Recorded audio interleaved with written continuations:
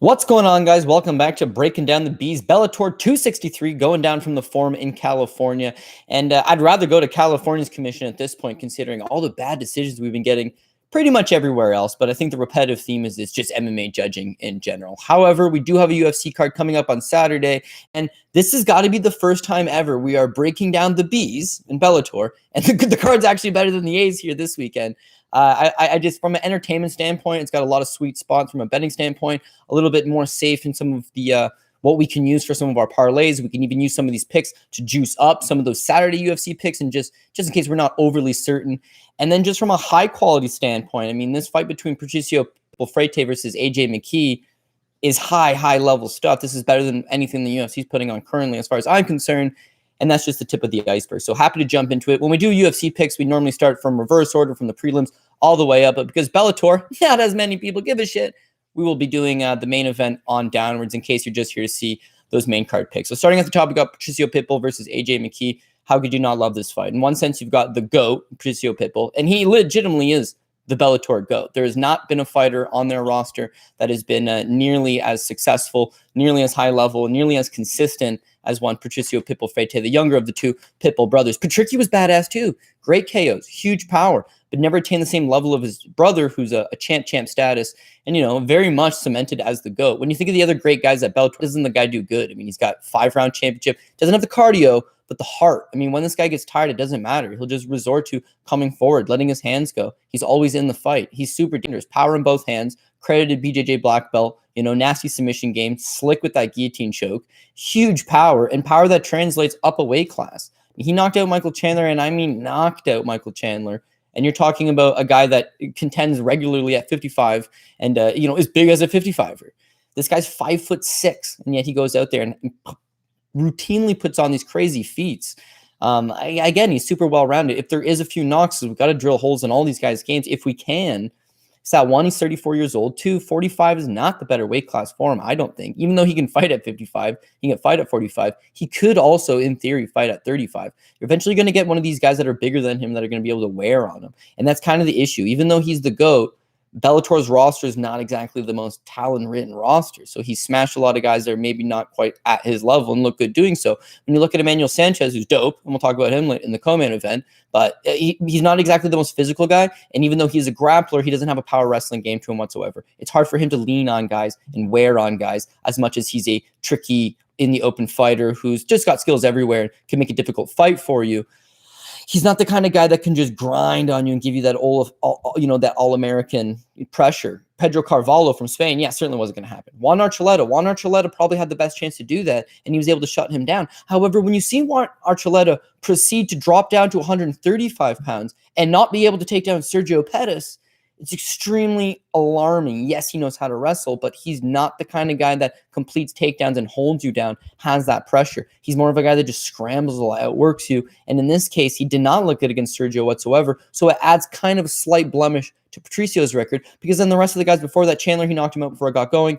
Emmanuel Sanchez in a rematch. Daniel Weichel stretched him to the absolute limits. Daniel Strauss, who was a man that was known to get the better of him with that grind type style. That's what I go back to. You know, the guys that have had the easiest night against him are guys that were able to successfully get takedowns and just wear on him over the course of multiple rounds. And that's what AJ is capable of doing. I mean, he's just such a tricky fighter. And I'm a huge fan of his. For the record, I never bet against AJ McKee, but that's because I was a huge fanboy of his father, Antonio McKee Sr., who it doesn't seem like anybody really liked him for his fighting style, but he was quite the talker, man. And he backed it up. The guy had like 9 straight decision victories. And then at the MFC show, he takes on Louis Azeredo, and he's like, if I don't finish him, I'll retire. Don't finish him, you retire. You've gone to decision 9 straight times. Goes out there, smashes him with elbows, cut stoppage. Still got the stoppage. Man of his word. UFC did him dirty. But I've always been a fan of his son, AJ. And when you would watch that old Antonio stuff back in the day, it was like AJ as a kid, 7 years old. He's running around the house, and it's his father's pride and joy. It's his everything, you know? And Antonio didn't really make the big bucks, man. I mean, he got a split decision loss to Volkman in his one and only UFC fight, and then they cut him. MFC probably wasn't paying him the big bucks. He dominated the regional scene to probably no financial success. And when you see this old stuff on him back in the day, it's like they're living in a 1-bedroom at best, you know? AJ routinely sleeps on the couch. You know, that was kind of his spot. And Antonio does his best to raise these kids, but he instills in AJ that AJ is going to go and capture the glory that eluded the old man. And the kid's done exactly that. Ever since he's turned pro, he's looked phenomenal. And he can do it all. And even though it's not refined, and sometimes it's not pretty, and sometimes it looks like there's still holes in his game, he just makes it work. So we don't have to talk about that early part of his career, but the more notable ones that I do want to talk about is the Brian Moore fight. Again, another guy we're going to talk about later in the fight. He drops the second round to Moore on just Moore's backing him up, man. Moore's starting to come on. This feisty little Irishman that they call the Pikeman is he's pissed off and he's coming at me, right? Probably wins the second round, goes out 42 seconds into the third, takes him down, chokes him out, rear naked choke, puts an end to this. He's backing me up and using his strikes. Like, it was huge ring IQ for a kid that was still only 9-0. This is 4 years ago, right? John Teixeira. John Teixeira is so fucking durable, man. Very, very, very difficult to put away. AJ's not a striker, right? He wrestled in high school. I don't think he wrestled collegiately, even though he's cousins with Joey Davis, and he's got Joey Davis in the gym all the time, so that can't hurt. Plus, the old man was a hell of a wrestler, so that can't hurt. But he's not a striker. He goes out and he knocks out John Teixeira 1:09 into the first round. First shot that land, boom, right hand stiffens him. So what you see is the kid's got natural punching power. He just hasn't refined his striking game. But once he does, and he puts it all together, he's going to be a serious problem, right? The Pat Curran fight, he dominates. Georgi Karakhanyan, another guy that we're going to be talking about on this card. Georgi's been around the block. Former World Series of Fighting featherweight champion. You know, he's like a 17-time Bellator veteran, and the guy's fought in a who's who in the sport. He goes out there and knocks him out 8 seconds into the first, left hook, boom. And now finally, the Derek Campos fight, beautiful triangle armbar, but the Darian Caldwell fight last time out, he gets taken down. So we know that he's a wrestler by trade, but yeah, you can still take this guy down and grind him off his back. And for him to go out and get that modified neck crank from guard, I would never be able to explain it to you. Just go check out the replay if you can, or the highlight for that matter. It's like this kid's operating on a different level because he's got those long limbs. He can do stuff that the average guy can't. So that's going to be another thing that's going to be really key for him is when you look at the numbers, he's 5'10" with a 73-inch reach, right? That 73-inch reach represent an 8-inch reach advantage on Patricio Pitbull, who comes in at 5'6" with a 65-inch reach. So right off the bat, you got AJ McKee coming in with a 3-inch height advantage and 3-4 inch height advantage and an 8-inch reach advantage. That's going to be nice because Patricio wants to strike. So if AJ is allowed to keep him at the end of his shots, he's going to have success there. Once Patricio eventually is able to bridge that distance and close him up, then you're going to be able to take this guy down. AJ looks like he can fight for 25 minutes. He hasn't had to at this point, but he's young and he's a great athlete, and it's quite literally all he does. And Antonio's had him prepped for this specific moment. So I can't take anything away from Patricio. I'm a massive fan, and his credentials are second to none in this entire organization. But every great champion eventually falls, and there's always a passing of the torch moment. And maybe I'm a little bit biased towards AJ because he's one of those guys I can quite literally say I've watched him right from the beginning. And I even interviewed him a few times with Fight Network. And even then, I remember I asked him on the phone, I said, I mentioned those videos. I was just like, yeah, back in the day, you know, it was always you, one bedroom apartment with the old man. You're sleeping on the couch. He wakes you up with a rear naked choke. Like, that's how Antonio would sneak up on the kid and wake him up and be like, you know, get up, go to school, do your work, you know, let's hit the gym. And I was just like, now that you're starting to get going, mind you, he's only like 6-0, 7-0 at this point. But now that you're starting getting going, you can start affording your own stuff. You're finally going to get a bed. That's the question, right? You stop sleeping on the couch, you're going to sleep on a bed. And he was just like, oh yeah, maybe I'll get a bed, but I'll always live with my father. We'll always have that relationship. And probably him waking up at 6:30 in the morning in a rear naked choke is what's led to this development in this next level. So I'm also a great proponent of you have to lose to get better. And in this kid's case, is he going to be undefeated forever? But he's gone above and beyond and pretty much not shut me wrong. I've always been behind him. But if there was any like, oh, well, what if this, what if that? It's like he does a great job every time out. So looking at the odds, you're going to get a slight underdog play on AJ McKee, but I mean, there's nothing to it, right? It's plus 100, so it's pretty much even money. The slight comeback on Patricio is minus 122. You would definitely go with the experience advantage toward Patricio. You definitely go with the level of competition towards Patricio, but it just seems like Hulk Hogan had a better resume than The Rock, but at some point you pass the torch, right? And we've had one great champion in Patricio, one hell of a champion, and he can still have a lot of good, meaningful fights within the organization, but I almost feel like it's, to me, maybe a potential passing of the torch moment. So dog or pass, if anything, super close, super high level. Hopefully it plays out that way and Patricio doesn't KO him in the first round, make me look like an idiot, but I'm going to take that slight plus 100 on AJ McKee. Moving down, we got Mads Burnell taking on Emmanuel Sanchez. Mads Burnell plus 104, Emmanuel Sanchez minus 126. We got another situation here where it's basically a pick 'em. And I do agree with that assessment. But again, I'm going to slightly ride the underdog here in Mads Burnell. If I had an underdog price on Emmanuel Sanchez, I might consider him the play, but I do think this one's going to be close and competitive. But it's that grind, baby. I love that grind. I love that ability to go out, score the takedowns, and then make this a jiu-jitsu match. Make this a jiu-jitsu match where you're on top control, and your credentials are as good as his credentials. You neutralize them, and you spend that round on top. Well, who's going to win? The guy that got the takedown and the guy that spent the 5 minutes on top. And I think Burnell's going to be capable of doing that. So we'll start off with Sanchez. I mean, he's the slight favorite here. Nothing against him. He's super experienced, and he's had a lot of experience in Bellator. Again, he fights kind of the same run of characters that Bellator uses at the high end, right? Patricio, Daniel Weichel, Georgi Karakhanyan, Patricio again, Daniel Strauss, Georgi Karakhanyan again, Daniel Weichel again, Pat Curran, Henry Corrales. It's the same group of guys, and he's done exceptionally well with them. He's in a lot of these close fights. There's very few times where Emmanuel Sanchez goes out there and blows the tints off you, but as a plus money play, he's always in it, and he's always close. So you can justify betting him being like, geez, I'm going to get plus money on him. I know it's probably going the distance. He's going to be close, and he's going to be in it. And that's generally the case. It was not the case the last time he was out when he fought Patricio Pitbull for the second time. The first fight was competitive.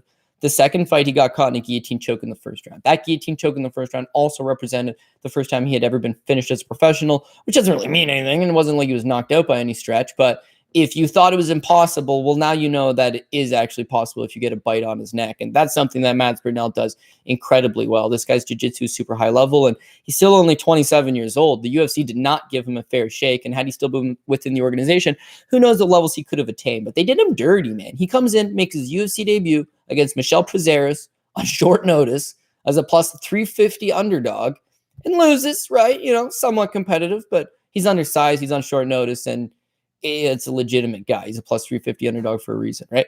Rebounds, beating Mike Santiago, and then loses his third fight in the UFC against Arnold Allen, who's a top 10 guy in the division, a top 15 guy in the division, a stud, a legitimate prospect, and then they caught him. Most guys get 4 fights in the UFC. That's your entry-level contract. They didn't give Mads Burnell his 4th fight, and that's Bellator's pickup for sure, man, because he's been near perfect since then. At first, it was just way too easy. He goes back to Cage Warriors. He wins 3 fights in the first or second round by submission. What's there to it? Japanese neckties, you know, and he loves that position. He loves the neck. He loves the guillotine. Again, these are all problems for Emmanuel Sanchez, considering we didn't know he could be submitted because he's got solid submission defense. But now we know that maybe if you were going to grab something, it would be the neck, and the guillotine would be an effective move. So in that regard, Mads Burnell's live for that move at the very least. But beyond that, it was the decision against Stephen Mabel, who's definitely not on Emmanuel Sanchez level. But you see that, you know what? His cardio is not terrible. He can secure takedowns for at least 2 of the 3 rounds. And then when he gets tired in the third, try to survive. His last time out against, he's now signed with Bellator. He beat Darko Banovic. That one was way too easy. Don't take anything away from that one. But it's the last one against Saul Rogers. Saul Rogers is legit. Saul Rogers fought on The Ultimate Fighter, beat Ryan Hall on The Ultimate Fighter. Didn't get submitted there. And then would have got signed to the UFC if not for like a visa issue. He must have like an assault or something, but he couldn't get granted access to come to the United States. As a result, for the UFC was like, yeah, we won't sign you. Bellator used him sparingly in the UK. They still use him sparingly in the UK, I suppose. Saul Rogers is a legitimate talent. And Mads Burnell, again, he just blew right through him and submitted him in the second round. So all I need is an underdog play. Mind you, I wouldn't be super high up. I'm not even super high up on him. I wouldn't be even considering it if he was the favorite. But as an underdog play, give me 2 rounds. Give me 2 rounds, Mads. Give me 2 rounds. And I think he's capable of doing that. He goes out there and secures a takedown in the first round, spends a little bit of time on top of Emmanuel Sanchez. In the second round, he's going to start to fatigue. Emmanuel does push a good enough pace that, Mads needs to secure that takedown and win that second round. And then in the third, it would be up to Sanchez to finish him. And when you're running away and you're trying to clinch up and you're trying to hold on, sometimes you're able to survive those last 5 minutes. So this is pretty much a coin flip fight, but I'm looking for whoever's got that plus money, and that plus money happens to fall towards Mads Burnell. So, I would consider a second underdog play here. Moving on, we got Usman Nurmagomedov taking Manny Muro. No underdog play that I'm considering here, and, for good reason. We got Usman's coming in as a plus 1,000 favorite against Manny Muro, who's a plus 600 underdog. And Bellator knows exactly what they're doing, right? They got scary Russian guy. He's Khabib Nurmagomedov's cousin. He's undefeated, 12-0, looks the part, is exciting. And why move this guy and give him a legitimate guy we're paying money for? Because here's the thing, right? If you match him up with a guy who you're paying money, right? That guy goes and loses. I was building that guy up. That's why you're paying him money, right? Bellator's trying to build these guys up so they could give him one of their recognizable names on the roster, but then that guy loses. What good's that, right? So what they're going to do is they're going to give him some salty-looking opponents, some kind of low-end guys, and he's going to build up his resume and look good in the process. I'm not saying they're walkovers, but his last fight against Mike Hamill was a much tougher fight than this. Mike Hamill is the definition of a junkyard dog.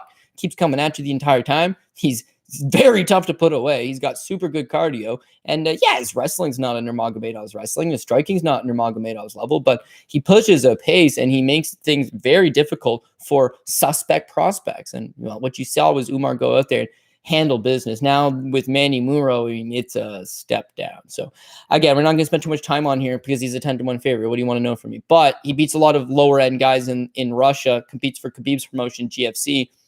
And then his last run there, this Roman Golvanov, right? First round knockout, no problem. The kid can do it all, right? He's got good striking. He's very strong. He doesn't use his wrestling as much as you'd like because you compare him to a Khabib, but it's mostly just, brick hips on him, and he's able to keep the fight standing for the most part.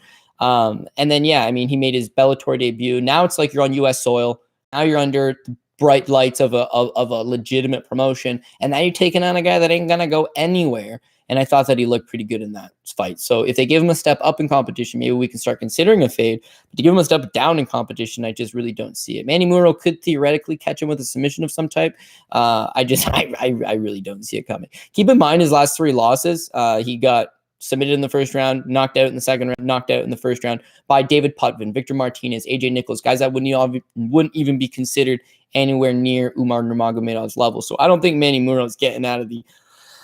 He might be able to get the over 1.5, but he certainly ain't getting the over 2.5, and he certainly ain't making the distance. I think at some point he folds up. And then if you're thinking, well, maybe he got caught in those fights. Well, he legitimately lost a split decision to Booker Arthur, who was 3 wins and 5 losses. So Manny Muro exactly hasn't been the most standout of guys. Again, he is on a 3-fight winning streak currently. He's coming over a couple career best wins, but one of them's over Devin Powell. Yes, that Devin Powell from the UFC, the one who ruptured his testicle, the one that pretty much went on to do nothing spectacular within the organization. And he took a competitive split decision win over Nick Newell. Yes, that Nick Newell, who happens to have one hand.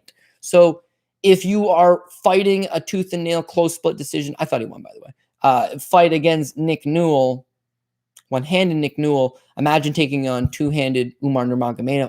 I just don't see it going good. So again, that's probably going to be one of your parlay pieces. And where it's 10-1, why even bother parlaying this? Because normally on the UFC card, we might put 6, 7, 8 fights together in a parlay. Yeah, there's not really 8 fights that we probably like on that card. So to just throw in, if you're playing longer parlays, then a fluff piece like this will add value. If you're playing a 3-fight parlay, Umar doesn't really add anything on it. So yeah, the bookie's way ahead of us on that one. What do you want to know? The only way he loses is if the Russians put a late bet on the other side. So keep your eyes open for that. And keep your eyes open for that in this next one, Islam Mamedov versus Brent Primus, because similar situations, a Russian fighter. This one's obviously a lot closer, though. The official line is plus 160 Brent Primus, comeback nearly a 2-1 for Islam Mamedov. And again, I'm going to have to agree with the favorite status of Mamedov. I mean, consider this. He's 19-1, all right? So his one loss was in 2009 against Tiger Sarnovsky, who was dope, and he was 19 years old at the time. He's currently 31 years old, full-grown man, hasn't tasted defeat since he was 19 years old. He's been pretty solid, but not spectacular. Like, he's maybe not going out there and getting these quick first-round finishes and lighting the MMA world on fire, but, I mean, he's just kind of methodical. I mean, he gets the takedowns. He can beat up you from top pressure. He seemingly has the ability to keep going. I like his resume personally. I mean, he beat Jimmy Spikuza, who's a brown belt under Robert Drysdale out of Las Vegas. Solid enough. Jorge Patino, former UFC title challenger, fought Pat Miletich for the belt way back when, but just, an all-time legend of the sport, Patino is. He beat Nathan Schultz, who's a 2-time PFL $1 million man, won the back-to-back tournaments. He beat Thiago Tavares, UFC veteran. And then he picked up a solid wins in Loic Radzbanov. It was a majority decision, but all the same, solid, just the PFL's 2-round system. And then his last time out against Martin Mezulminian for AUE Warriors 14, he snags up a 3rd-round knee bar. I just think it's going to be the takedowns. I think he's going to be able to go out there, be the stronger man, secure these takedowns against Brent Primus, give him a royal grinding, and then hopefully win these rounds. Brent Primus can wrestle, solid wrestler, Guy that's out of Oregon, you know, is going to be tough to take down and control. One of them tough, gritty Pacific Northwest guys, but he seems to be relying a lot on his jiu-jitsu lately, and I think that he's okay with playing off of his back. Playing off his back is not going to be good when you've got a tough Russian on top of you who hasn't lost a fight in 11 years, right? So that's going to be the biggest thing. Brent Primus, it's not his fault. Never been a fan of this guy. And my issue was he went from absolute obscurity to world champion status without really earning it. You know, he believed he was the greatest in the world. I never bought it, and it looking like he's just not that guy. But he's still got a good reputation, and maybe that's why a guy like Mamedov, you listen, 2-1. Clearly, they're overlooking Brent Primus, but I'm going to agree. So again, with Primus, I mean, 0-0 makes his debut against a 5-10 opponent, wins, right? Then 9-12 wins, 6-2 guy, okay, good, 3-0. Now you're in Bellator, right? So he's in Bellator effectively with a 5-0 record. Took a split decision win over Derek Anderson, right? Close. Competitive, and Anderson's tough. Split decision win over Derek Anderson. Then he wins a split decision over Glaristone Stantos. And that got him a title fight versus Michael Chandler. He was 7-0. He had back-to-back split decision, competitive split decision wins over guys that were not top 10 in the division. And just from lack of challengers available, they were just like, yeah, you know what? Let's throw him in there with Michael Chandler. He'll get killed. He effectively comes in as a plus 550 underdog. He's going to get killed. And Michael Chandler breaks his own ankle. Wow, I mean, it was like it seized up, went rubber on him. Again, you can watch that highlights, that replay all you want, but it's not a legitimate win for Brent Primus. However, it was a world title fight, and when the doctor told Michael Chandler, you can't continue anymore, that awarded said world title to Brent Primus. So now he's a world champion, and going from 7-0, no notable wins, Derek Anderson's a notable enough win, to now you're a world champion, like, what the hell? So they run it back. He loses the rematch. Didn't look terrible in the rematch, though. Landed some good leg kicks. Went 5 rounds against Michael Chandler, which, as everybody knows, is no easy task. Like, I mean, Chandler hits like a motherfucker, right? So the guy's got some durability. He's got some heart. He's just not quite at that level. Beating lower end guys, which is his last 2 wins, Tim Wilde and Chris Bernhardt. Yeah, he beats those guys. But now it's like that step back up to a world-class guy. And what you've noticed here is that he ended up going to submission grappling, and he grappled Jake Shields, and then he lost 3 minutes 50 seconds to Craig Jones. Whew, no big deal there, dude. Pretty cool that you lasted 350 with a guy like Craig Jones. The fact of the matter is that he's been spending a lot of time working specifically on his jiu-jitsu. I think that this is going to be he's 36 years old. I don't know that his knees, I don't know that his body, I don't know that he's got the ability to just wrestle anymore. So he's using a lot of this guard game, work submissions off your back. He's not fighting as much. He's competing more in jiu-jitsu. He really did have no big notable wins to begin with. He just had that quick little 2-fight saga with Michael Chandler. And now they're throwing him in there with a guy in Mamedov who's just an absolute problem, a serious wrecking machine.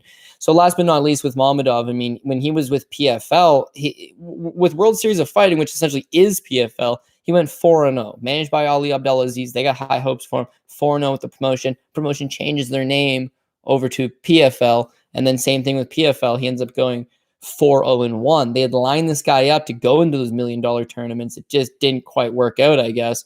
But he had a spectacular record. He's got spectacular representation, and now he's a big signing for Bellator. And I think that he uses 36-year-old Brent Primus as that stepping stone, so to speak. And when we'll make the parlays at the end of the show, and then I'll tweet them out officially, I guess, on Saturday. But we're not going to use him as a top ticket guy. I don't even know if he makes that second bracket, but he's definitely going to be one of the guys that's somewhat higher up there, just because we're definitely going to follow the narrative. Chris Gonzalez versus Goiti Yamauchi. This one could go either way, really. I think I want to take that dog play on Chris Gonzalez, but Goiti Yamauchi is just smooth as butter, man. And if he goes out there and performs to the best of his capabilities, he is a absolute problem for absolutely anybody. The problem is that we saw in his last fight with Dan Moret, he didn't operate to the best of his abilities. It was a robbery. He should have won.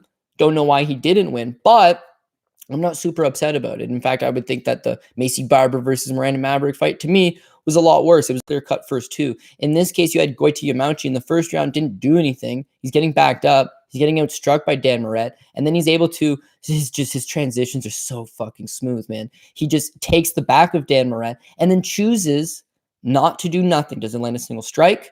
Doesn't really fish for a submission. Flirts with the idea of a potential Kimura, but doesn't do anything with that back take. And that ends up being the round constant for him. So whereas myself and probably pretty much anybody that watched the fight was concerned, other than the two judges, that has the tendency to happen. him being on a guy's back was more than the 3 or 4 glancing shots that Dan Moret landed standing in the first 2 minutes. But it wasn't like it was a runaway round. And then rounds 2 and 3, again, I thought he won the fight. But at no point is he running away on Dan Moret. It looked like Dan's a little tough for him. And Dan's mid-level, He's a solid gatekeeper journeyman type guy. He's fought in the UFC. He's fought for RFA a long time. The former champion over there. He's fought in a lot of the who's who guys around that regional scene. And he's a tough out. But he's not elite. He's not world class. Goiti Yamauchi, that's what he's billed as. In fact, Goiti Yamauchi was a minus 470 favorite over Dan Moret. It was supposed to be a walk in the park. So even though we could debate till the cows come home whether he got robbed on this close split decision, sure. We're all on the same page is that he did not look like a 470 favorite. He barely squeaked by, if that. When you look at his record again, it's like, ooh, is he not the victim of, but is his record almost a reflection of he looks really good against lower level guys because he smoked right through Darren Cruikshank, who we can make an argument only takes the sport half seriously at this point. Sadawad's, fought in 23 times in Bellator, and he's pretty much that most mid-level guy in the next to Dave the Caveman Rickles. They're just like career. They're always on the main card. I can't call them mid-carders, but they're just, always them fringe guys at kind of at the mid-level. Daniel Weichel's pretty dope. But it was a split decision, hustled up fight over him, right? Fought Michael Chandler and then got stomped out. So that was the time he stepped up. He gets stomped out over a guy that's a pretty solid wrestler who's a better striker than him. And then against Dan Moret, it's like, shit, Dan Moret knows how to wrestle and proved to be a slightly better striker than him.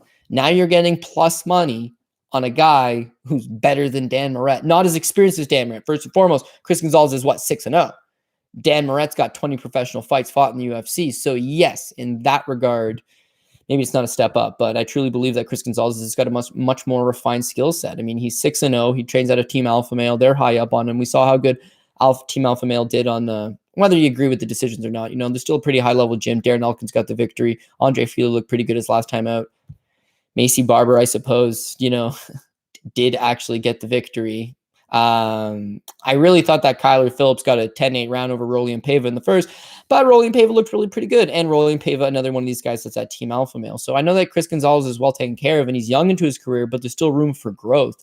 He's looked pretty much as solid as you'd like him to, in that he signed to Bellator with a 1-0 record. Bellator likes these guys. They'll sign them with solid wrestling pedigrees, good-looking kid out of a solid camp. His coaches are high up on him, and they'll sign you right away and they'll build you up. But he hasn't had the easiest road going, right? This Aaron McKenzie fight, they'll tell you it's a split decision, but that's bullshit, right? Two of the judges had him winning 30-27, and the third judge had the other fucking guy winning. So again, that's just MMA judging for you. But good that he was able to go 15 minutes, and then he rebounds with a fight with Vladimir Tokov.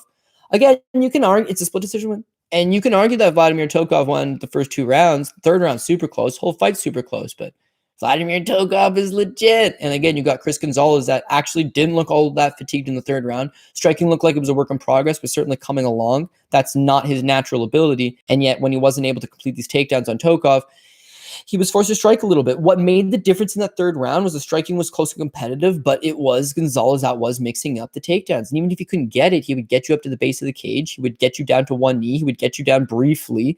And working is what allowed him to get the win. So I like the work rate. I like his natural ability. They give him Roger Huerta, which I hated that matchmaking because I'm just such a big Roger Huerta guy. He's non-competitive at this stage in his career. Don't be giving him up-and-comers. Don't be giving him studs. Give him some other legend-type guys.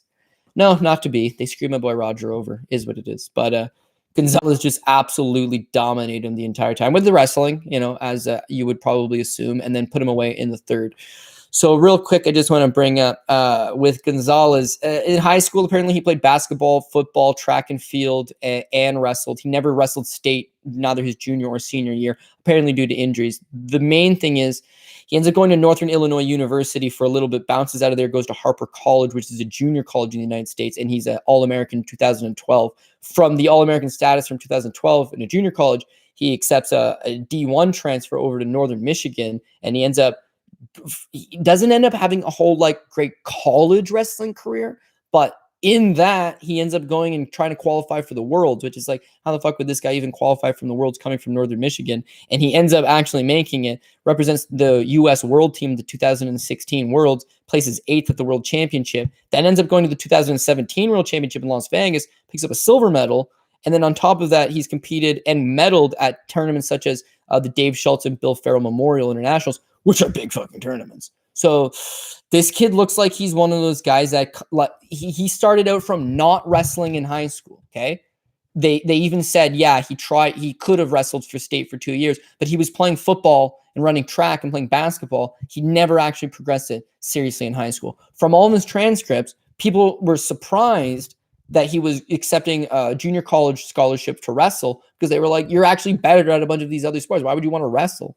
But he goes and becomes an All-American, right? Despite relative inexperience, transfers to a D1 program. From there, ends up wrestling on the world team 2 years in a row. Silver medalist, the 2017 edition in Vegas. Competes at the Schultz International Tournament. Like, that's all from a non-background. So what you're seeing is that he's obviously a good athlete. He's obviously a hard worker, and he's obviously got a lot of natural ability. And so taking that and putting it into MMA, you're seeing the wheels in progress. You're seeing the wheels in motion. You're seeing that he's making improvements and he is getting better.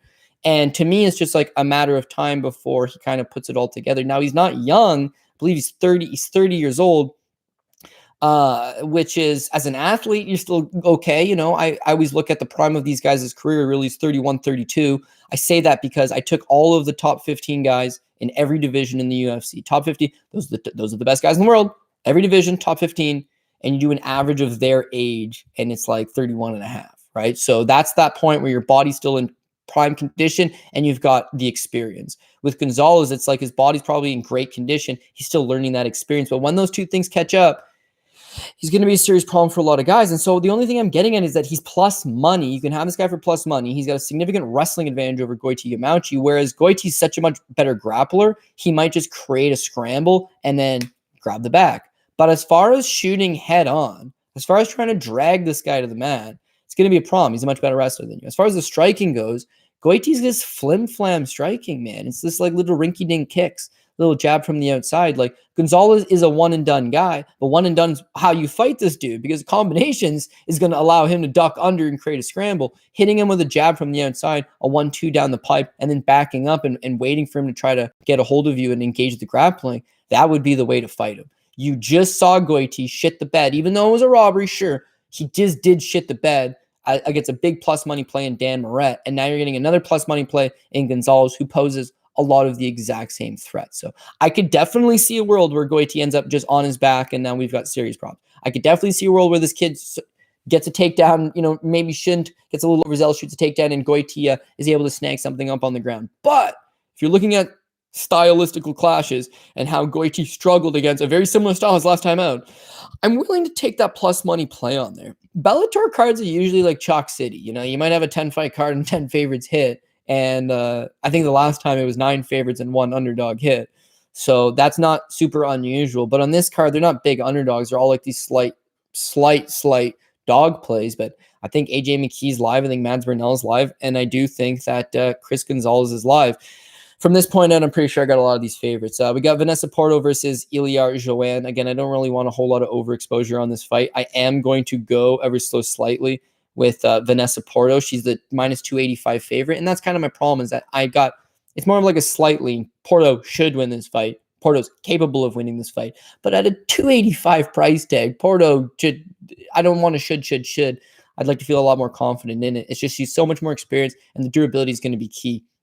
You look at her at her best, she's got wins over Pearl Gonzalez. She's fought some of the best in the sport. Jennifer Maia, close decision. She fought Liz Carmucha last time out. She beat Roxanne Modafferi, Zawala Frosto. She lost to Barb Honchak, beat Tara LaRosa. She's got a credited, resume, but she's getting older. She's getting a lot older. She's 37 years old. What you did see against Liz Carmucha is that her speed's not quite there anymore. And against a power grappler, someone that can go out there, get a hold of her, and out-muscle her, she's going to have problems. But durability is not an issue for her. And again, that advancing style, that style of hers, that it's ageless. You can get away with beating people who aren't quite prepared, but her days are, as far as an elite fighter, seem to be apparently over. With Joanne, she's known as Arya Stark. She's only 27 years old. I could see her getting better, and she there's just not enough meat on the bone for me. They brought her in to lose to Beck Rawlings specifically. She's a plus 170 underdog against Beck Rawlings. That pretty much tells you everything you need to know. Why is Beck Rawlings a 2-1 favorite over anybody, right? But Joanne comes out there. She falls onto a knee bar. It's not the most prettiest of fights. It's not the greatest of performances, but it's a solid win for her, especially in an underdog spot. And then they gave her Kata Natwabe. I thought she started out pretty good. Her striking's fairly legit. The problem is that her cardio doesn't seem to be good. And whereas Vanessa Porto has problems with opponents leaning on her and tiring her out, she's there all the way to the end. Whereas Joanne just seemed to get absolutely gassed out. Once she got gassed out, Watanabe started getting these takedowns easy. Watanabe started having a lot of success on the ground. And then Watanabe ends up TKing over in the third. And Keita Watanabe is very green in her own right, fairly one-dimensional. So Vanessa Porto, so much more experience, so many more skills, better cardio, better durability. If she's able to drag her into those later rounds, she should have similar success. Not saying that Joanne can't improve. She's only 27. She shores up that cardio a little bit and is able to defend some takedowns, keep the fight standing. She could be a problem, sure. I just haven't seen it yet, so I'm not willing to bank on it. The thing is, because it is a possibility that she did make improvements, Vanessa Porto's wrestling game's not exactly top-notch, right? Why couldn't she keep its fight standing where she would enjoy a speed advantage and maybe some superior footwork, right? What if, that's why Vanessa Porto at 280, not interested. Gadzi Rabadanov versus Daniel Carey. This one could be a little dicier as well. We currently got Rabadanov. He's coming in as a minus 650 favorite versus Daniel Carey at plus 450. So again, when you got a plus or a minus 650 favorite, should be a walk in the park. You want it to be a walk in the park. This one very much should be exactly like that. This Rabadanov, he's comes from Khabib's promotion as well. He did have one fight for World Series of Fighting against Steven Seiler. They signed him back in 2019. Again, he's managed by Ali Abdelaziz. This guy looks like he's going to have a fairly, promising career. He goes there against Steven Seiler and just tosses him around. His striking doesn't look good. He doesn't look very comfortable striking at all. He's kind of stiff and rigid. But the takedowns are money for him. And against Seiler, they usually are. But he gets the takedown. Seiler throws up a lot of nasty little submissions. This guy avoids everything. He pounds down on him.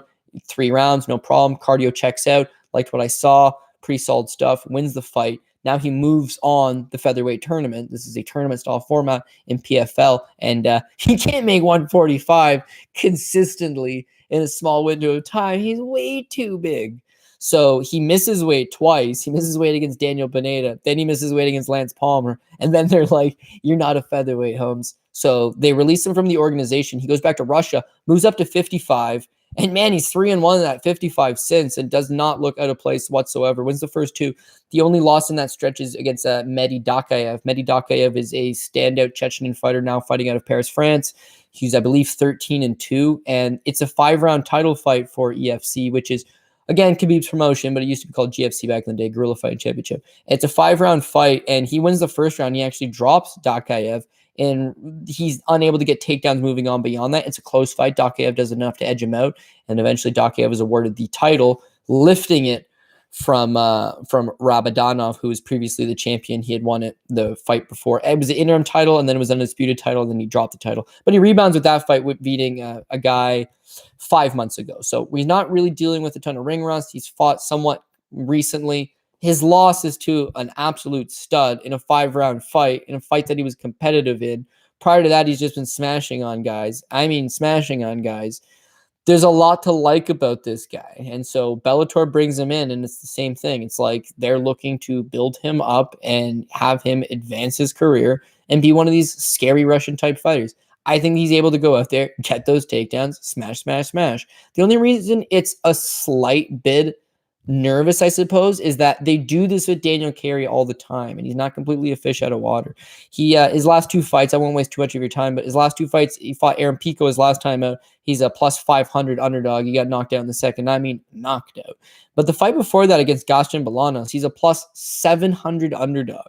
Plus 700 underdog. In fact, they paid him 17-17, which is actually really good money to be a Bellator fighter. Wow, that's very solid. They gave him, he ended up making $34,000. And he catches Gaston Bolanos in a first-round guillotine choke, right? And so he's got a submission game. He's got some okay striking. He loves to throw kicks standing from the outside. And I guess that's the only slight worry is that standing, I expect Carey to probably just kick. He loves the leg kick. He loves the body kick. He moves pretty well from the outside. His cardio is not terrible by no stretch. I think if the fight was to stay standing, it would look better to the judges. But I think at some point, Rabadanov is just going to go out there, get a hold of him, toss him to the ground. And at that point, Carey might be throwing up a few submissions here and there. It's just not going to matter. He's going to be able to establish himself. The Aaron Pico fight, what's notable there is they're striking in the early going. Not much is really happening. Pico's got the slight edge, and then Pico shoots a blast double. Mind you, this is Aaron Pico. But he those hips are it's like a bag of feathers. He just lifts his hips clean off the air effortlessly, dumps him to the ground. And once he is on the ground, there's about 3.5 minutes of just Pico on top with nothing really offered back from Carey. The fact that the takedown was that easy and then the subsequent top control came that easy, I would think that Rabadanov is going to have the exact same path. Just go out there. Maybe he outstrikes you a little bit with those kicks. Catch one of them kicks, force him into the cage, peel him to the ground, rinse and repeat, win 2 of these rounds.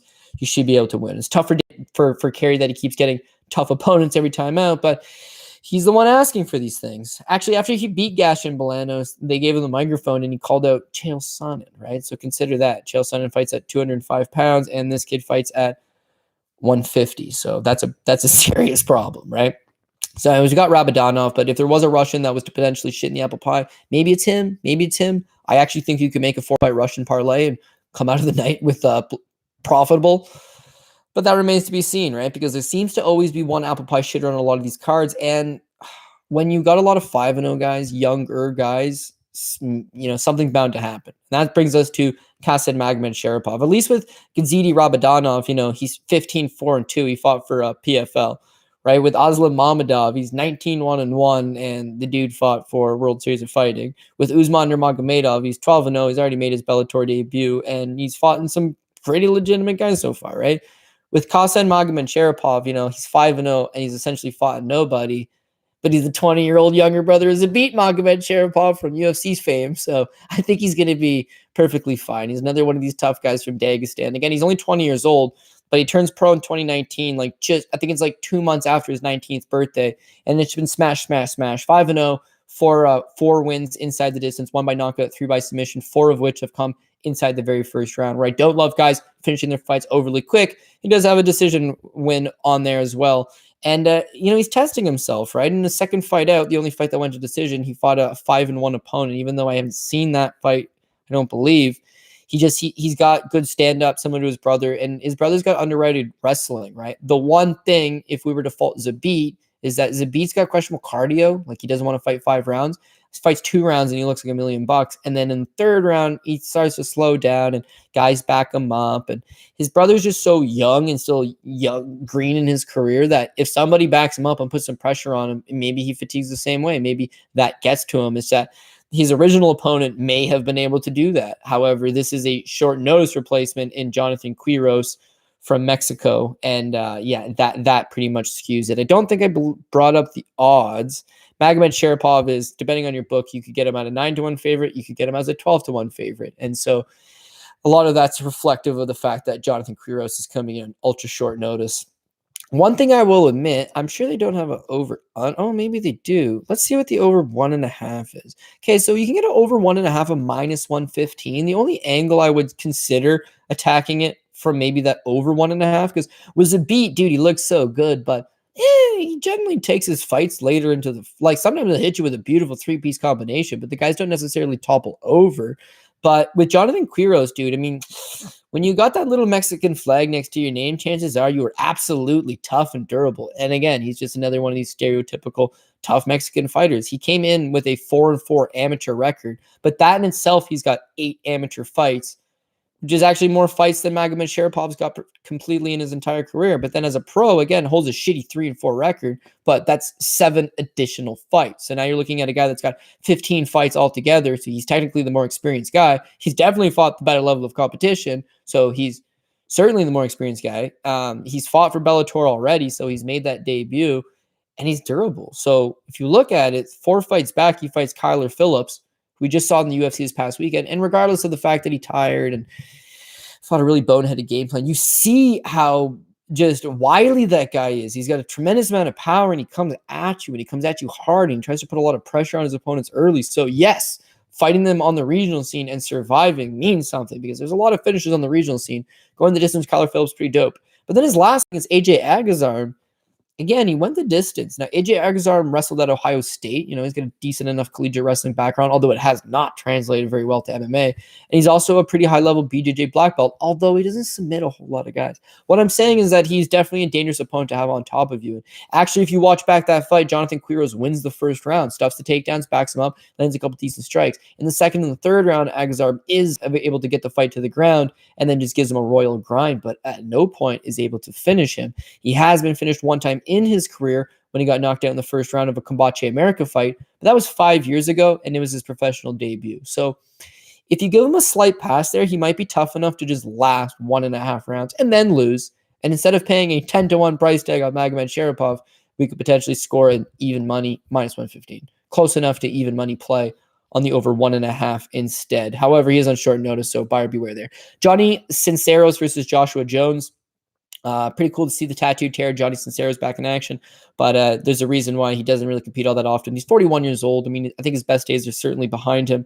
I wrote down some notes for these bottom fights just because I didn't really have much time to memorize it as much as I'd like to. But Johnny Cisneros.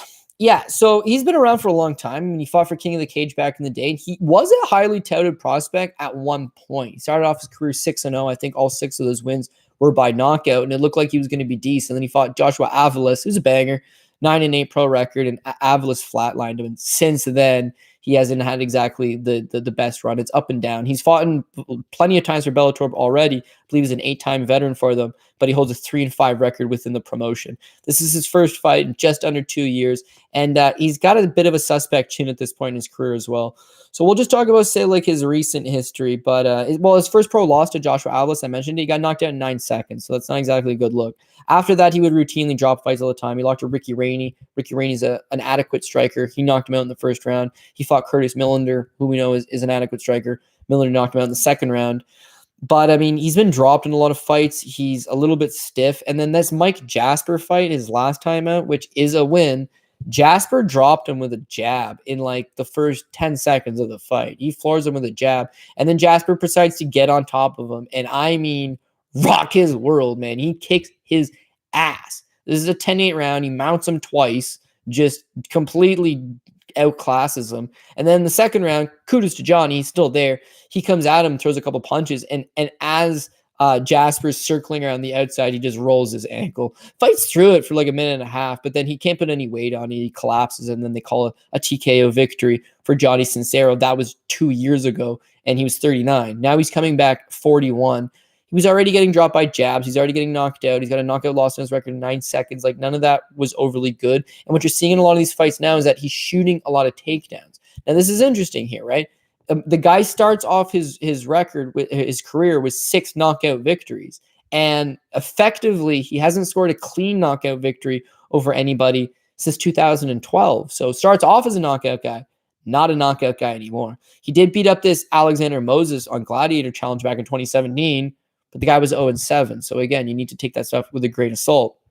He's fought low-level guys. His wins outside of Mike Jasper, you got the 3-fight winning streak: Dave Terrell 7-8. Marlon McGee, 4-5, Alexander Moses, 0-7. There's no doubt on the California regional for King of the Cage type events. For, obviously you got to look at Gladiator Challenge, which is an event he's competed for a few times.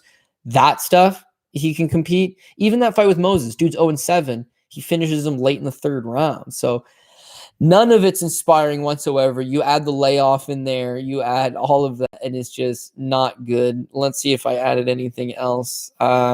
Okay, well, the one other thing is this fight's scheduled at a catch weight of 170 pounds. No, it's 175. It's scheduled at a catch weight. No, it's 180. I didn't see the weigh-ins today, but it's scheduled to be at 180 pounds. And that's one thing I'll admit. Johnny Cisneros' last 2 fights against Mike Jasper, catch weight of 175. Fight before that, Joe Mercurio, it was a catch weight of 175. He came in at 173. He's not totally undersized. And as far as fighting at 180 is concerned, he'd probably be okay. Joshua Jones is the favorite. Joshua Jones should win this fight. Joshua Jones normally fights at 155 pounds. In his last fight, the heaviest he's ever weighed in at was 160. So he's jumping up from 160 to 180. That's a big jump up versus Johnny Cisneros' watch, but he's at least that size. And that kind of makes it a little bit difficult. So Joshua Jones is a 2-1 favorite over Johnny Cisneros. And whereas we just pretty much discredited a lot of Johnny's work, no, I didn't mean to discredit any of his work. I think he's a dope guy. I just don't think he's at this level. Whereas we just kind of pointed out a lot of that. At 2-1, man, he's a live underdog because he has a pulse. And what I mean by that is Joshua Jones starts off badass. I mean, he does wrestle very briefly collegiately before transferring out, starting off his career 6-0. He trains at the Body Shop in California, which is the same gym as AJ McKee. And in fact, he appeared on the Liddell Ortiz undercard, actually, as did Johnny Cisneros, but he got the opportunity because Antonio McKee was coaching Chuck Liddell for that fight. So he's gotten a lot of opportunities through the Body Shop. And whereas it looks like he can wrestle, he is a natural 55er first and foremost. Suffers his first pro loss against this Shohei Yamamoto. He's knocked down in 23 seconds. Loses his next fight against Christian Aguilera, who went on to fight in the UFC and is, not great in the UFC, but at least he's a UFC fighter. But he's a lightweight 55er. Well, he gets knocked out by Christian Aguilera in 40 seconds. So just lost for the first time, 23 seconds. Follow it up with your second pro loss, knocked out in 40 seconds. 3 fights later, he's knocked out by Darren Smith Jr. in 34 seconds. And again, Darren Smith Jr. is 18-10 at the time. He's well-traveled, tough guy. He actually fought for Z Promotions Fight Night in Alberta, so shout out to him. I'm sure we'll be working together in the future. But yeah, man, you're knocked out in 34 seconds. It's not a very good account of yourself, right? 2 fights later, he loses to Arut Pogosian, where he's knocked out 1:30 into the first round. So he's got 5 pro losses, 4 of which are by knockout in the first round, with the longest one of those first round knockouts being 1.5 minutes. He is chinny as a motherfucker, right? At 55. His last fight against Brandon Bender, again, it looks good because Brandon Bender had a 12-run record, but Brandon Bender had fought once in like 6 years. And it was a catch weight of 160 pounds. Now you're moving up to take on Johnny, who's much bigger than you. And by the way, your wrestling's better than his, and you should be able to take him down. You should be able to grind it. And, by the way, he's actually chinny too. But he's a big boy. And I did outline he hadn't knocked down anybody clean since 2012. But he's a big body. He lets his hands go.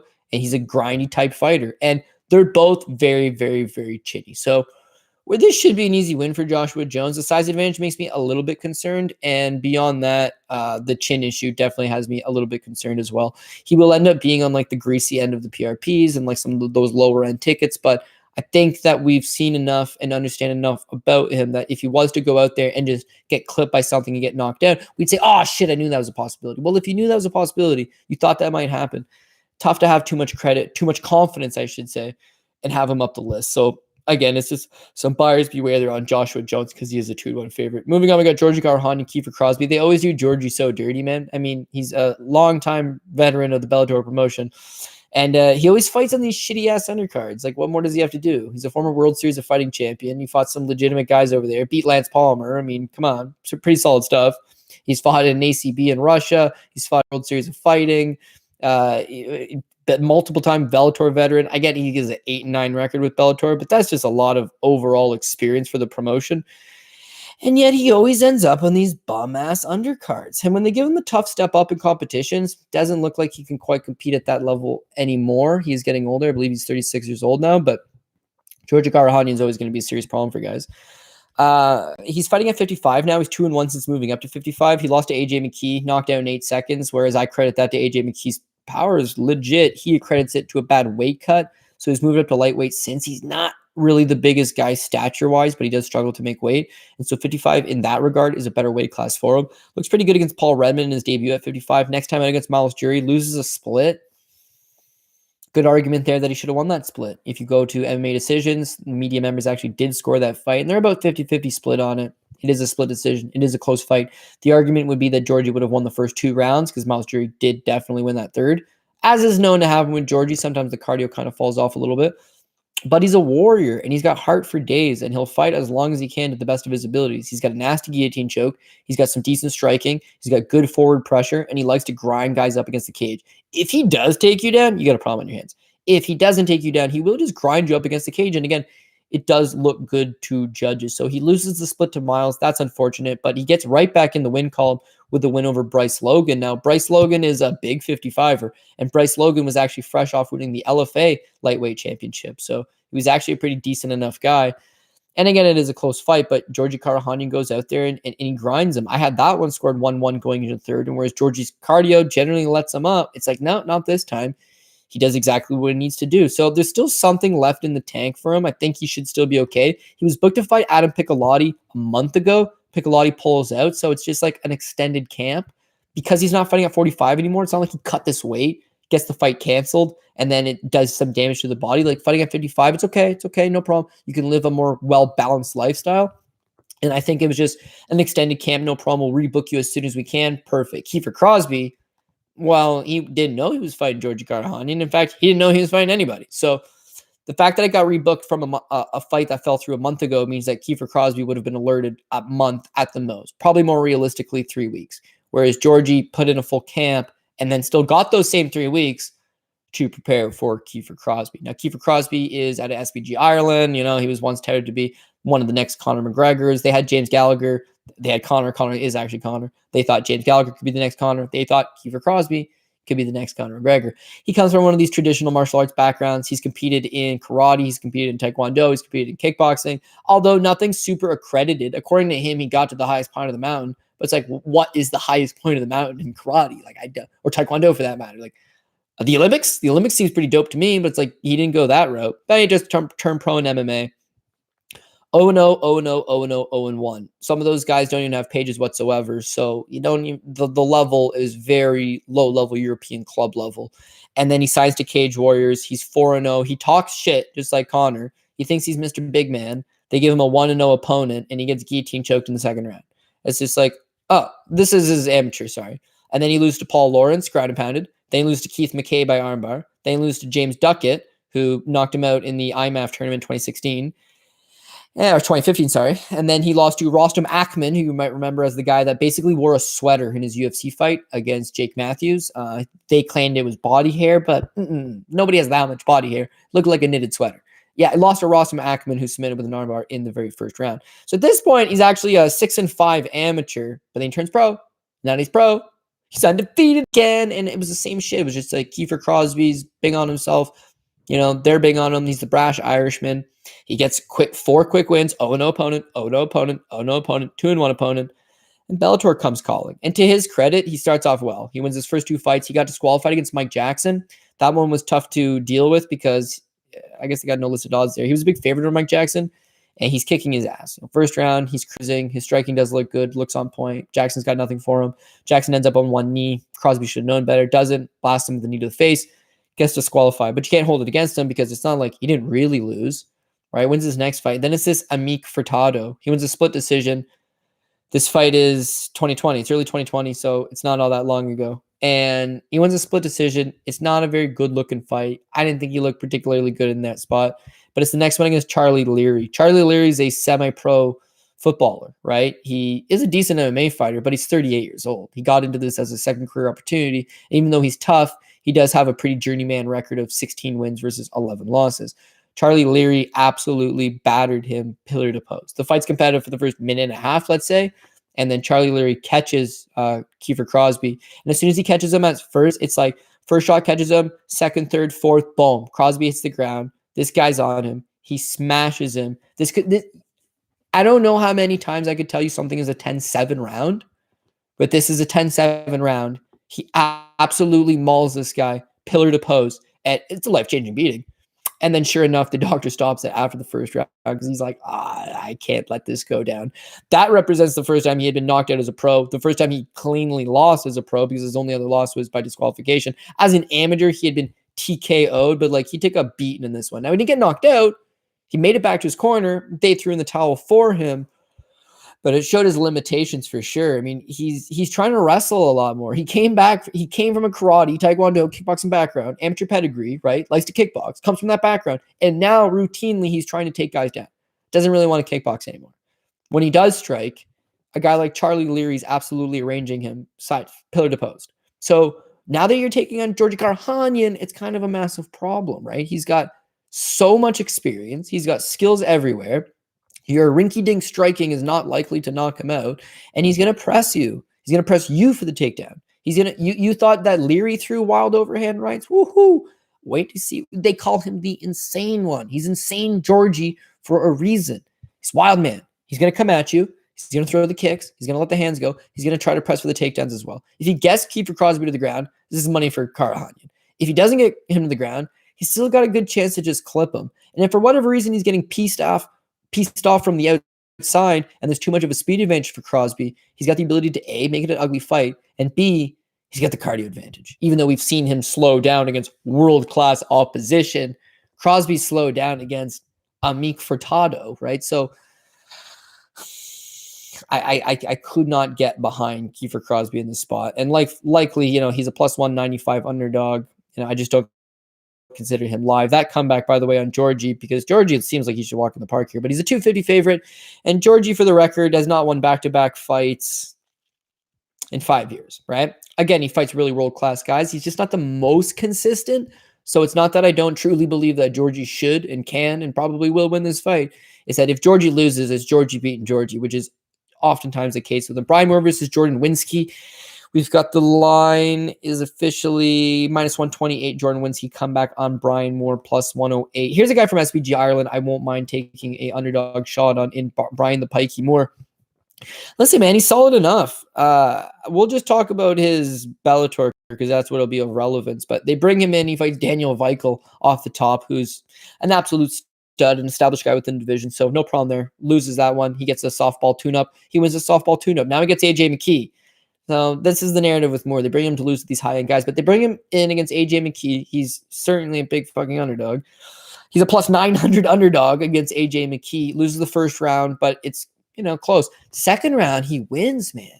Stuffs a few takedowns. Looks good with a single leg defense. It's pretty solid. Backs him up. Gets hit, but makes it a little grittier. Makes it a little grindier. Lands the right hand. He's backing him up. Touches him up a little bit. All of a sudden, it's like, shit, man. And by the way, I'm the idiot that had the minus 1,400 on AJ McKee. Such a fanboy. I was like, oh, this is not going to go good. My God, it's a 3-round fight. You better turn it up. And then he came in the third round and just blew right through him, submitted him with the rear naked choke. I was like, oh, shit. But what I will give Moore in this situation is you were fighting a caliber opponent, a world-class guy, and you gave a good account of yourself in that second round. So kudos, right? Then fights a softball opponent. He beats him against Noad Lahad. Well, Noad Lahad was the former jiu-jitsu instructor at American Kickboxing Academy. He's accredited BJJ black belt from Israel. Solid guy, and actually did fight in the UFC. Can't take a punch. But as far as his grappling skills goes, legit. First round of that fight, Moore drops him hard, uppercut, flush, drops him to the canvas, wins the first round. Second or third round, Noah Lahad found a way to get him to the ground, grinds him, but he lasts the decision, right? Doesn't get submitted. Submission defense looks on point, and he ends up losing the decision. But still, won a round over AJ McKee. Stock kind of rose there. Drops Lahad, doesn't get submitted despite he got owned in the third round, but still survived. Give him a slight stock raise there as well. He goes back to fighting some lower level guys. He gets those wins. Now, it's not always easy. His last fight against Simone Dana, woo-hoo-hoo. Talk about a sweat that was. He looks so crisp in the first round. Jabs on point, fluent, very high level striker. You're really going to like what you see out of him early. And he wins the first round. And then in the second round, he gets clipped. And gets clipped hard. At first, he's just stunned. The second right hand drops him. He hits the canvas. And they call him the Pike Man. You've ever seen Snatch with Brad Pitt, them Pikeys. There's a reason for that. He, they call him the Pike Man. I call him Lazarus because he hits the canvas and he just rises from the ashes, gets back up, and knocks out Simone Dana in the exact same round.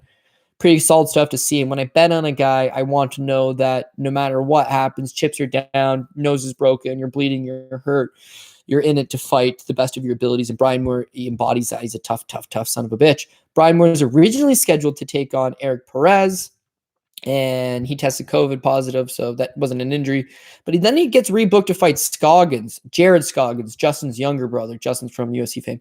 Supposed to fight Jared Scoggins on this card. Jared Scoggins pulls out due to COVID, and now you've got Jordan Winski. So first and foremost, just want to touch base. We know that Brian Moore is a hell of a striker. He's got some legitimate power. He's going to fight to the death. He's going to give us the best of his abilities. He's a plus money price tag, and he's got the full camp coming into this fight. He's also won his last two. He took a round over AJ McKee and looked good stuffing some of those takedowns. When he did get taken down by Noad Lahad, he was able to survive. That's all good stuff to have as a plus money price tag, right? So now you look at Jordan Winski. So Jordan Winski's taking the fight on short notice. That's never a good thing. Jordan Winski hasn't fought in 26 months, a little over 2 years. That's never a good thing.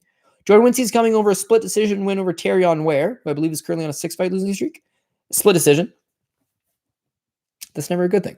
So what do you really like about that, right? I like Winski.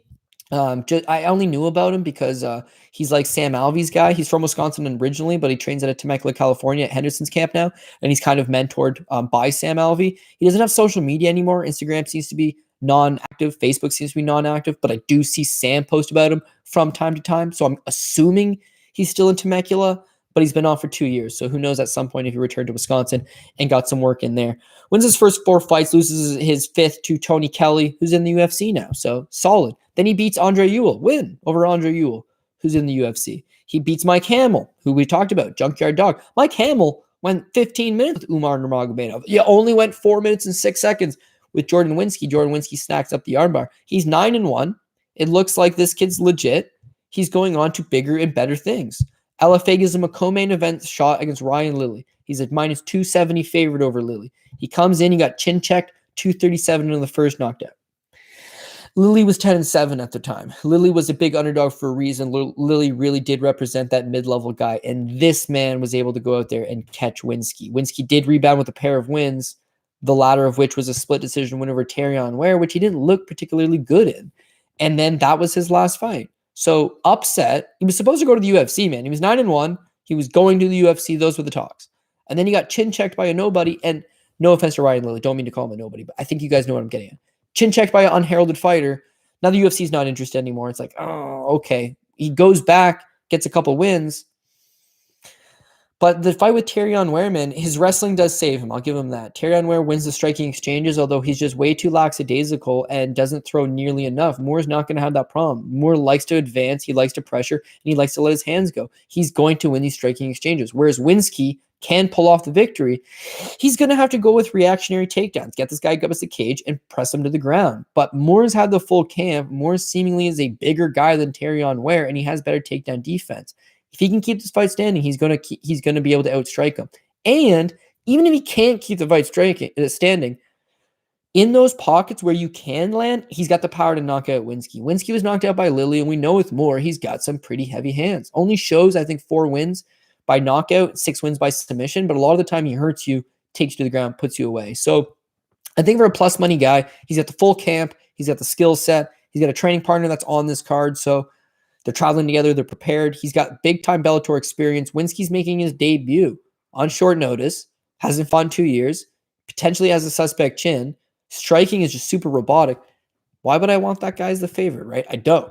So another potential underdog play there, I think, in a Brian Moore. And then finally, last but certainly least, we got Justin Berry versus Daniel Compton. This is an otherwise loaded card. Every fight on this card's dope. Moore versus Winski, sick. Karakhanyan versus Crosbie could be a banger. It's going to be fun anyways.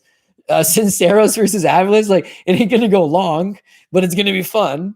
Magomedsharipov, Jonathan Quiroz, you got a whole angle there. It's a beats Khasan and Rabadanov, Scary Russian, Vanessa Porto and Vic Challenger, Chris Gonzalez undefeated, all good stuff. And then, you got Justin Berry versus Daniel Compton. But unfortunately, every card needs a start and end point. So the odds, I believe it's a slight favorite for Justin Berry. And Justin Berry is a minus 145 favorite. Comeback on Daniel Compton at plus 125. I guess we'll start off with Justin Berry. What did I write down on him? Because there's not a whole lot, but enough. Justin Berry's, he's 32 years old. Essentially, he starts off his career. He took one fight in 2013, amateur fight 2013. Takes an amateur fight in 2013, submits the guy with a second round key lock. That's it. So since 2013, 8 years, never fought again as an amateur, never fought against a professional. But that's because he goes to school. Ends up going over to school in Orlando, trains in the Orlando area, and gets some good striking. Always keeps with his martial arts training, just not competing because unfortunately he's just, got other shit on his plate. Pretty understandable.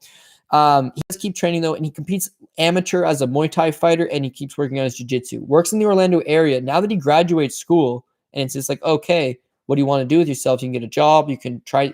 He decides, I'm going to give this martial arts thing one more crack. Leaves Orlando, which has got 5 training, but leaves and goes to Black House MMA in Los Angeles. So again, he did increase his situation. He is working with some good guys.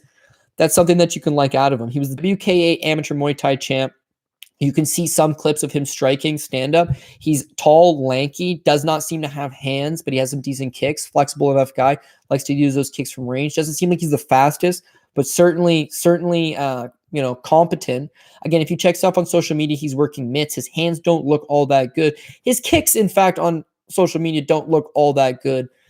But I'm going to give him the slight benefit of the doubt. Bigger than that, though, he's a BJJ brown belt. And if you watch him compete, I mean, he's pretty opportunistic with the submissions. He'll roll for an Imanari roll. He's got good leg locks. He likes arm bars from guard.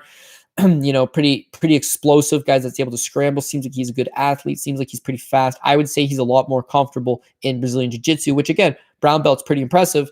But he does have a little bit of striking in his back pocket, so that's good to know, right? Again, he's got that one amateur fight, pretty much all tall, lanky, southpaw, decent range kicks, smooth BJJ. No idea about his wrestling and cardio. He's had one fight, an amateur fight, which we can't see. It was 8 years ago. Can he wrestle? That's one thing I can't tell you. I know that he's been working on his striking a little bit. I know that he can grapple, but I don't know if he's got any offensive wrestling or defense wrestling for that matter, as well as his cardio. Like, again, I don't know. It's one thing to be fighting amateur kickboxing where there are 2-minute rounds and only a few of them, and grappling tournaments where, again, he looks good at these grappling tournaments, but he's fighting guys that are wearing t-shirts and stuff. So it's not exactly the greatest indication of who he's fighting. But that one amateur fight he did have was at 205 pounds. And this fight is a catch weight of 190. So he's going to come in as a relatively big guy, thickened out, definitely taking it seriously, dropped 15 pounds in his time off. We know that he's got some on-paper credentials, but he's 0-0, man. It's his pro debut, and this is his first fight, and he's the favorite, right? Daniel Compton, meanwhile, he's a 33-year-old fighter out of Smash Fighter in California. He's listed 3-3, or he's listed 3-3, I believe. That's bullshit. I'm going to go ahead and say he's actually 2-2. If you look at him as an amateur, he was 4-3 as an amateur, that last amateur fight being in June of 2018. When you look at his pro record, he turned pro in 2012. So he lost his pro debut in 2012. He allegedly won his second pro fight in 2017, which would mean he was a 1-1 pro while he was fighting all of his amateur fights. In fact, he would have had three amateur pro fight, 3 amateur fights, another pro fight, and then 4 more amateur fights. So something doesn't really add up there. I would reckon those first 2 fights were probably amateur fights listed as pros. No big deal. He's actually legitimately 2-2. So then let's look at it as it was 2-2. So then he loses his debut by knockout in 32 seconds. Not great. Also, that first fight in 2012, he had been knocked out in 37 seconds. Not great.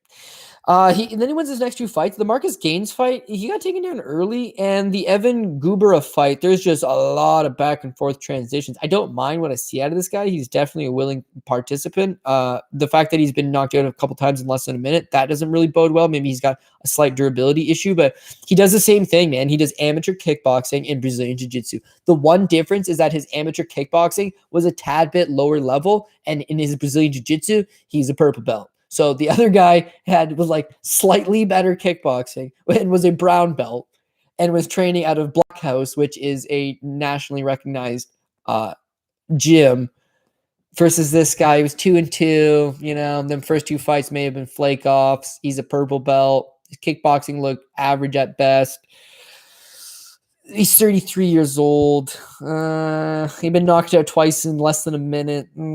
So that's why I gave that slight edge. But again, what I will tell you is that let's say you take those, whether they're amateur fights or not, there's 6 of them listed. And then as an amateur, there was an additional 7 fights. So he's had 13 MMA fights. I seen him get in bad spots. I seen him overcome it. I seen him getting his back taken. I seen him get mounted. I seen him end up in good positions, end up in bad positions, lots of scrambles, willingness to participate, engage. And he's got 13 of those in his mind and in his muscle memory that he can draw back on, right? Whereas the other guy had 1 amateur fight 8 years ago. So as much as you're in the gym, he was actually in school for a long period of time. As far as he's at Black House, yeah, well, he's a 0-0 pro. Like, how hard are they putting him through the ring? I don't know. The lean would be, and this is just on paper. This is all on paper. The lean would be Barry. Again, slightly better jiu-jitsu, slightly better striking. But I mean, that's a big assumption. At minus 145, like if it was even money, yeah, sure, I'm taking Barry. At minus 145, it's like, yeah, Barry's still gonna end up on PRPs and stuff, but it's tough to be like, I got a real strong, good lean, 100%, feel good about it, ready to rock and roll. So Yeah, that's the biggest issue there. Any last notes on Compton? Yeah, okay. Marcus Gaines almost had him in a triangle choke. So Marcus Gaines would have been 15 wins, 28 losses, big time journeyman, throws up a triangle, locks it up, and he's able to squeak his head out. But if Barry's a good grappler, dude. If Barry gets that same triangle, you're in prom. You're up Shit's Creek. But again, Gaines has got almost 40 pro fights, and this guy's got none. So maybe that's a little bit difficult to say. One guy's got jiu-jitsu training. One guy's got MMA jiu-jitsu training. It's a little bit different. Also, Daniel Compton hasn't fought in 2 years, right? He made his Bellator debut, got choked out by a lower mid-level guy, and then he's been sitting on the sidelines for 2 years.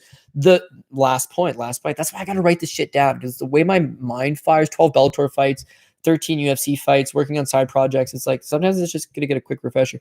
So his last fight's 2 years ago, and it's at 185 pounds. He's fought in the vast majority of his career at 185 pounds, right? And this is a catch weight of 190. So he's been off for 2 years. He probably don't mind. Extra 5 pounds, sure. Was he a big middleweight? No, but it was a small middleweight either.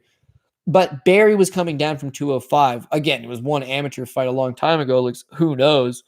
But I just thought that he would end up being the bigger guy. And then so when we mentioned earlier, slightly better striking, brown belt over purple belt, better camp, and a bigger guy. It all just, and he's a little bit younger, and he hasn't been knocked out twice in less than a minute. All of that just lead towards like, yeah, I agree with the lines maker. It would be a slight edge for Barry. Completely agree with that. So that's where we stand there. I'll try to throw some quick parlays together for you really quick. To rifle through the picks though, because we got a couple of dogs here anyways. We're going to start with AJ McKee at the top. He's the underdog. We're going to go Mads Burnell. That's dog number 2. Usman Nurmagomedov, huge favorite. Islam Mamedov, favorite. Chris Gonzalez, dog number 3. Vanessa Porto. Gadzi Rabadanov. Khasan Magomedsharipov. We're going to go with Joshua Jones. Georgi Karakhanyan. Brian Moore is dog number, I don't know. I lost count. That was dog number 4. Yeah, dog number 4, Georgi Karakhanyan. Sorry, Brian Moore. And then Justin Barry. So 12-fight offering, 4 of which we think will be underdogs. That represents 1/3 of the card, which would be, pretty much par for the course. Hopefully we've got the right number of them. And as far as like the confident ones here goes, okay. So you guys know me. Sometimes I could put AJ on my top ticket only because then there'd be an easy parlay or hedge out. But let's just say who the guys that we're comfortable with. So everyone likes this Russian parlay. They're going Usman Nurmagomedov. You go Gadzi Rabadanov, you go Khasan Magomedsharipov, and then Islam Mamedov, who'd be the closest one. And that gives you a plus 111. You got 3 Russians who are surely going to crush, and one that could be a little bit closer than we'd like, because it is Brett Primus, right? He's not a walkover opponent. But even that itself gives you plus money. If you take on Islam Mamedov and you're like, don't really like that one, clear cut right off the get-go, you can throw in Georgi Karakhanyan. That gives you minus 103, pretty close to even money. You can throw in, Joshua Jones is just not, he's got a suspect chin. That's his problem. Geez, you know what? As far as safe goes, you can't. I would then put AJ McKee. That gives you plus 181, right? All you need is the first 3 Russians to win, and they're the big Russians. They should win. And now you're in the main event, and you're holding a plus 181 ticket. On a $100 bet, you'd be making $81. You get hedge out. It's the coward's way, but it'd be the free money way. You want to get a little bit bold. We're going to get a little freaky with this thing. You put those 4 Russians together, so you add Muslim Mamedov, and you got AJ McKee. Now you got a 322 ticket. Building on them, we're going to go Vanessa Porto. We're going to go Brian Moore. Actually, don't put him Moore right away. I put Georgi Karakhanyan. And that's 7-1. So all you need is your 4 scary Russians, AJ McKee, Porto, Georgi Karakhanyan gives you to 7-1. Once we mix in our Brian Moore, once we mix in a Joshua Jones, that would be a dirty sweat. Or it could be really easy. Hopefully he makes the former for us, not the latter. Once we throw in our Chris Gonzalez little underdog play, Mads Burnell, my God, don't screw me. You're looking at a plus 107. Yeah, it's basically 100-1. 100-1, right? So if the PRP hits, it's going to be a nice, juicy looking PRP.